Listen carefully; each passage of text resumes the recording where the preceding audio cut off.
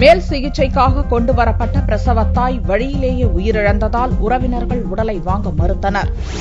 உதகை அரசு மருத்துவமனையில் பிரசவ அறுவை சிகிச்சை செய்த 5 பெண்கள் மரணமடைந்தனர். புதன்கிழமையன்று ரேவதி என்ற பெண் உதகையிலிருந்து கோவைக்கு கொண்டு வரும் வழியில் இறந்து போனார். இதை பார்த்து கொதித்து போன உறவினர்கள் ரேவதியின் உடலை வாங்க மறுத்து உதகை மருத்துவமனையில் உரிய சிகிச்சை அளிக்கவில்லை என்று புகார் தெரிவித்தனர்.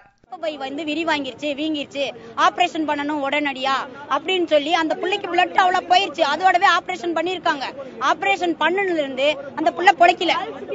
எல்லாமே கம்மியாயிருச்சு. வந்து எங்கள்கிட்ட அந்த ஆக்சிஜன் வச்சு புள்ள நல்லா இருக்குதுன்னு ஆபரேஷன் பண்ணிட்டு வந்ததுல இருந்து 4 நாளா இன்னைக்கு வரைக்கும் எங்களுக்கு அதுதான் சொன்னாங்க. அது இத்தனைக்கு அந்த பொண்ணு கண்ணு முளைக்கல, பார்க்கவும் இல்ல. சரிங்களா, இரவு பகல் அங்கேயே இருந்தோம். நாங்க ஹாஸ்பிட்டல்லயே நாங்க இருந்தோம். 4 நாளா ஹாஸ்பிட்டல்லயே தான் காத்துக்கிட்டு கிடக்குறோம். ஆனா எங்கள்கிட்ட சொல்லவே இல்ல. இப்படி சொல்லி இங்க கோயம்புத்தூர் கொண்டு போனீங்கன்னா புள்ள பொழைச்சுக்கும் போங்கன்னு சொல்லி அனுப்பிட்டாங்க எங்களை.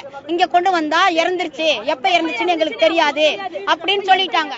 பிரசவத்திற்கு பின்னர் அடுத்தடுத்த நாட்களில் 5 பெண்கள் உயிரிழந்த சம்பவம் தமிழகம் முழுவதும் பரபரப்பை ஏற்படுத்தியுள்ள சூழலில் சுகாதாரத்துறை அமைச்சர் விஜயபாஸ்கர் உதகை மருத்துவமனையில் நேரில் ஆய்வு மேற்கொண்டார்.